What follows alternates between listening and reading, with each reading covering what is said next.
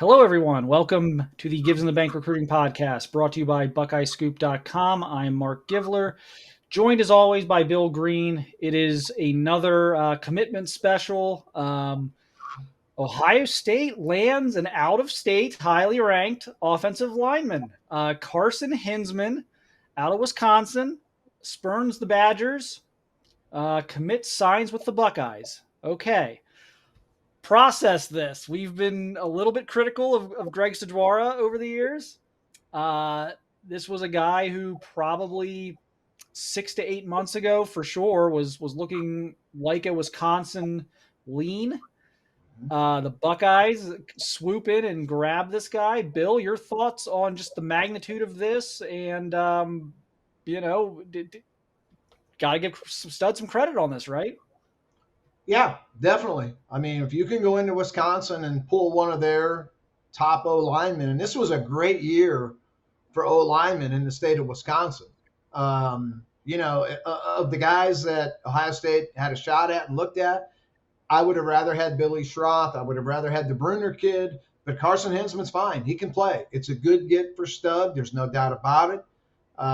They needed bodies in this class. He becomes the fourth. I would have preferred they take five, but it's a good get. It's a good win. There's no doubt about it. No other way to put it. Yeah, I mean, it's kind of a two-part thing. First of all, you're looking at the ability of the kid, but again, it's also how much was he prioritized by the coaching staff as well. And, Carson's not a five-star kid, but they've put as much time and effort into him as really just about anybody else here the last, 8 to 10 months on the recruiting trail as far as the offensive line goes. So definitely a guy they wanted. They recruited a long time. Look, Stud's got to get some credit for this. If we get to blame him when things go south with other guys, then we have to credit him when he puts the work in and gets a kid like this. Where do you think Hinzman fits? This is commitment number 4 along the offensive line. I'm sure they would love to find someone else. Whether I don't know. Ernest Green looking like a All-Star game announcement at this point. Where does Hinzman fit with the 3 they have already? Well, I think Avery Henry is a 2 to 3 year project, and I think Ohio State would tell you that. Tigra, I think, is probably the furthest along of the guys. Fitzpatrick, I think, has a chance to be really good as a tackle, but I think he's more of a long-term guy too. Hinzman, I think, could probably play the earliest of this group simply because he's an inside guy for sure. He cannot possibly play tackle. And he's very technically sound already. So he knows how to play the position. He is going to be, for him to be on the field, he has to be Pat Elflein. That's who he has to be. He has to be the baddest dude on the field, the meanest dude on the field, strong as he can be. And see, he's not anywhere near developed like he's going to be. Okay, I think he's in that 265, 270 range now. He will have to play at 3 or 305 and just be a bad freaking dude. I don't think he's highly athletic. I don't think he's a long kid, but, he's technically sound. He plays nasty, and he can move people in the run game. So this is a guy, you got to get him bigger and stronger, and then you turn him loose as your pit bull. A guy that Ohio State could have used, a couple weeks ago when they played Michigan, so that's who I see Carson Hinzman. I think the upside is he becomes a Pat Elflein guy that just knocks people all over the field. Yeah, I think probably settles in at guard. It's going to be interesting to see how they work this class. I'm not convinced that Tegra is going to be able to play on the edge. I'm not sure yet. I think he's one of those guys.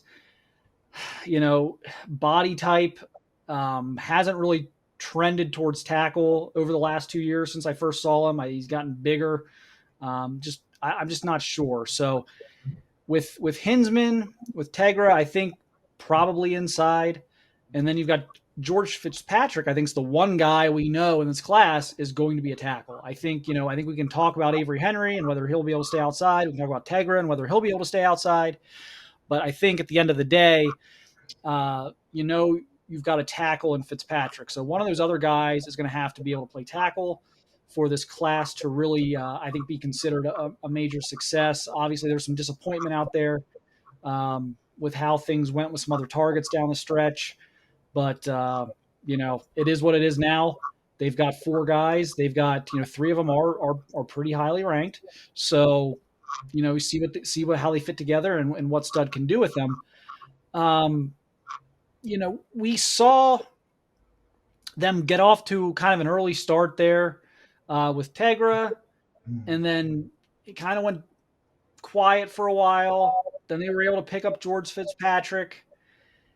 Then they were in on a bunch of guys. It didn't materialize. Did you, I guess how important was this to get Hinzman? Because, there weren't many targets down the stretch. It's not like Hinzman was not a plan B in November. Hinzman was 1 or 1A, by November. Sure. What, I guess, so does this have maybe an extra level of importance, maybe that transcends his star ranking or whatever, just because of what the alternative might have been if they were not able to get him? Well, the thought of signing 3 guys, I think, would have borderline, terrible. I thought they needed 5 in this class. And he makes 4, and you still you go all the way to February, so maybe they can get another one. But I didn't think they needed 5, projects and guesses. So Hinzman's huge because I think I don't think the ceiling's all that high, but I don't think the floor is all that low either. I think he's a guy that you pretty much know he's going to give you everything he's got, and you pretty much know what that's going to be, I think he's, he is what he is. Tigra's been a crazy one for me to follow because I loved him as a young player. And then we saw him in Columbus. Man, was that like a year and a half ago or longer than that? I don't know. We saw him there, and he wasn't very good at all. And so then I thought, well, it's not going to happen for this guy. And then at the start of this year, I didn't think he was very good game 1 or game 2. Then by the end of the year, man, was he playing well. So Tegra, I've been kind of all over the board on. I am sold on him for position more than you would be. You're kind of split. He's an inside guy. He is not going to play tackle unless we see this tremendous Thayer Mumford transformation. But even then, I don't think he's got the quick feet that Thayer had, even when Thayer was overweight. So I think Tigra is a beat-em-up guy inside, a guard that just mauls people, mashes people. Massive kid. He's going to be a hard guy to get down to 300 pounds. For him, I think 325, 330 is probably going to be the best you're going to get out of him, and he just clubs people to death. But I don't see any way that he has the feet to play on the outside. But, you need guards too, and guards with an attitude, we didn't see it this year out of Ohio State. So, there's a spot for Tigra. There's a place for him. Yeah, it's going to be interesting to me how this O-line class ends up. It's funny we're kind of talking about where some of these guys are playing, the development curve.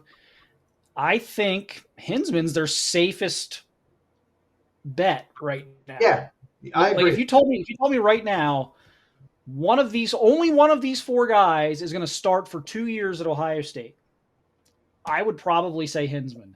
And it's not because I think he's even necessarily the best prospect in the group or that he's got the highest ceiling. I think it's kind of the opposite of that. I think, again, as you kind of put it earlier, I think you know what you're getting there. I think Tegra could go any directions. Avery Henry is obviously a late developing prospect. Right. Look, the NFL is littered with guys like Avery Henry, and so is the transfer portal. So we're talking a huge gap with Avery Henry on what's possible. Yeah, the transfer portal over NFL for those guys is about 500 to 1 in the transfer portal over the NFL guys. So he's a risk. He's a reach, a risk, a project, whatever you want to call And I agree 100% with you on Hinzman. I think Hinzman is the guy that when we write today what we think his 4-year career is going to be, I think we can come pretty close on that. Where with the other three, and I would have maybe Fitz maybe next. I don't know but I think Fitz is the development guy too. So Hinzman would be the guy that if I had to put my name behind someone and you tell me what he's going to be by 2025, I would take Hinzman if my life depended on it. I think we've seen these guys before, Mark, and I think we know pretty much what he's going to be. Yeah, I agree. And again, I think George Fitzpatrick actually might have the highest ceiling. I think if that's if we worded the question a little bit differently and maybe took it away from maybe not the guy who's going to get 25 starts at Ohio State, but if I had to like roll the dice on is there a high draft pick in this group? I would probably have to go with Fitzpatrick. I think he's got the highest ceiling, but again, he's got a long way to go physically to get there.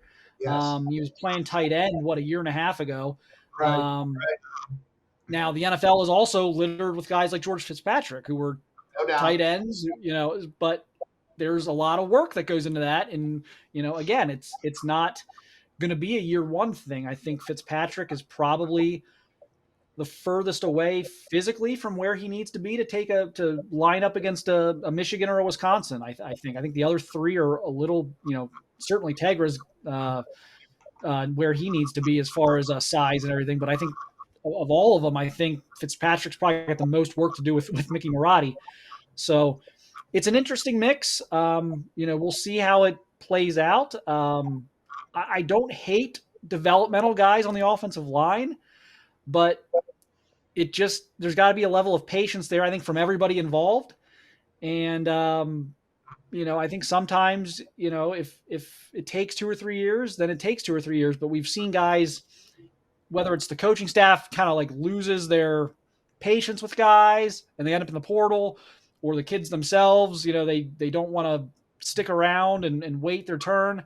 So you always run that risk. But in general, I'm not too against the guy who you're looking at, year 2, year 3, but we'll see how that plays out.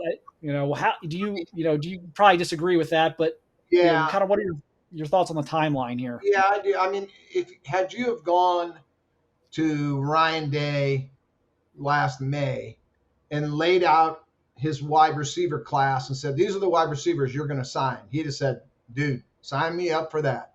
I'm in. D-line. This is the D-line you're going to get. We're good. DBs. Yep. Check mark. Well, these are the 4 O-linemen you're going to sign. If you'd have told him that last May, he probably would have blown his stack. I mean, but it's a good group. I'm not saying they're terrible, but, man, the expectations were higher when you don't get a Zach Rice. You don't get a Tyler Booker. I think, if you took 4 comparable guys and said these were the Heartline signees, the same rated guys, if those were the 4 wide receivers, I don't think people would be raving about them. I don't think they would. Now, it's not to say this isn't a decent group, which I think it is. I can make a case for all 4 of these guys, but you just expected more. And, we go through this every year. I mean, this is nothing new. He does develop them, and they do play well. But I think, even the ardent Ohio State fan, if you would have told them last April or May, these are the 4 you're going to sign, they would have been like, are you kidding me? And I think Ryan Day would have said the same thing. All right. Well, there you have it. Appreciate everyone watching on YouTube at youtube.com/Buckeye Scoop. Appreciate everyone listening on their podcast platform of choice. Buckeyes add another very talented prospect to their 2022 recruiting class. And we can catch all the updates on the rest of recruiting and everything else going on right now with bowl prep and transfer portal and everything else we're talking about on BuckeyeScoop.com. But until then, we will see you next time.